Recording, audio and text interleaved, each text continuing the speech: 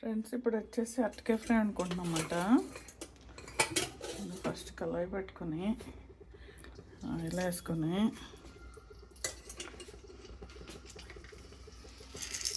శనగపప్పు, ఆవాలు, వెల్లుల్లిపాయలు,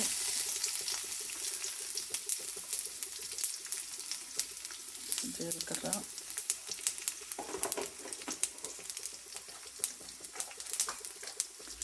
ఎండుమిరపకాయలు వేసుకొని వేసుకోవాలి.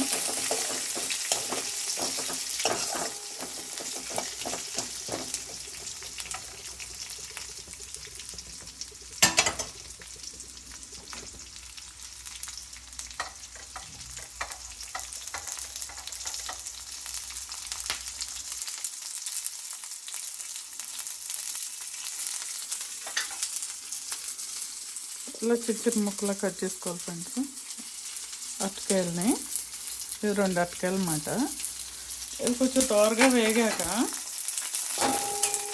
సోపు వేసుకున్నాం కదా, కొంచెం లైట్ దోరగా వేగాలి.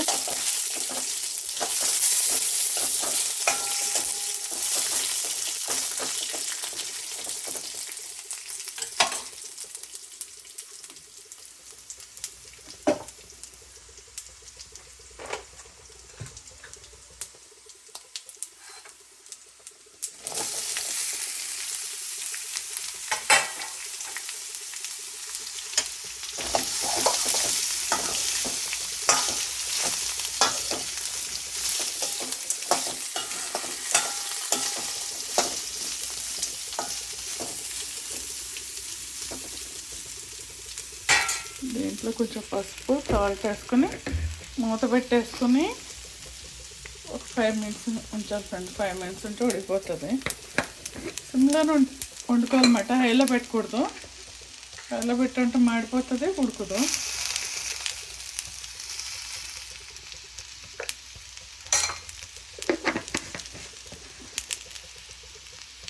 సిమ్లో పెట్టుకుని జాగ్రత్తగా వండుకొని కలుపుతూ ఉండాలి, మధ్యలోనూ చూసుకుంటూ ఉండాలి. సాల్ట్ కూడా వేస్తున్నాము, దానికి సరిపడా సాల్ట్ వేసుకోవాలి. దీంట్లో కొంచెం కారం వేయక్కర్లేదు ఫ్రెండ్స్, మనకి ఇదే సరిపోతుంది. మిరపకాయలు, పచ్చిమిరపకాయలు, ఎండుమిరపకాయలు వేసాం కదా, బాగుంటుంది. అరటికాయ భలే బాగుంటుంది. రసం పక్కన కాంబినేషన్ పెట్టుకుని రసము, పప్పుచారు, సాంబారు పెట్టుకుని తింటే రైస్లోకి టేస్టీగా ఉంటుంది.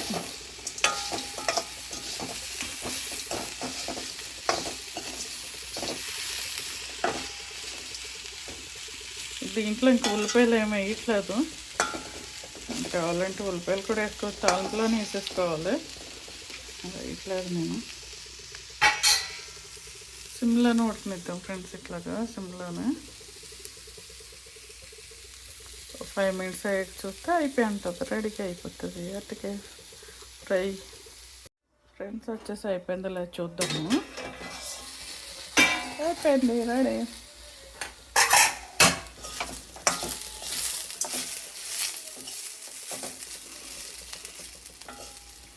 ఇట్లా ముక్క పట్టుకుంటే ఇట్లా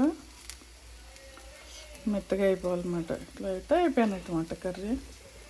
ఇప్పుడు దీంట్లో కొద్దిగా కొత్తిమీర వేద్దాం ఫ్రెండ్స్. కొంచెం గ్యాప్ చేసేసుకోవడం అన్నమాట.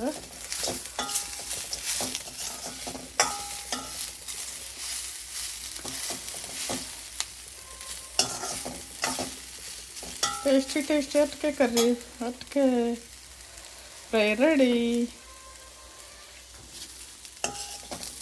ఈరోజు మా ఇంట్లో అరటికాయ ఫ్రై రెడీ. చూసారు ఫ్రెండ్స్, మీరేమనుకున్నారు ఫ్రెండ్స్? కామెంట్ బాక్స్లో కామెంట్ పెట్టండి, లైక్ చేయండి, షేర్ చేయండి. వీడియో నచ్చితే షేర్ చేయండి. మా ఇంట్లో ఈ కర్రీతో పాటు బీట్రూట్ ఫ్రై కూడా ఉందన్నమాట. బీట్రూట్ ఫ్రై అయితే కొంచెం ఒంట్లో ఐరన్ తక్కువ ఉన్నప్పుడు బ్లడ్ అది ఇలా వండుకుంటే బాగుంటుంది అన్నమాట. తింటూ ఉండాలి, వారానికి ఒక 2 సార్లు వండుకుంటూ ఉంటే మనకి బాగుంటుంది. ఇదే మా ఇంట్లో కర్రీస్.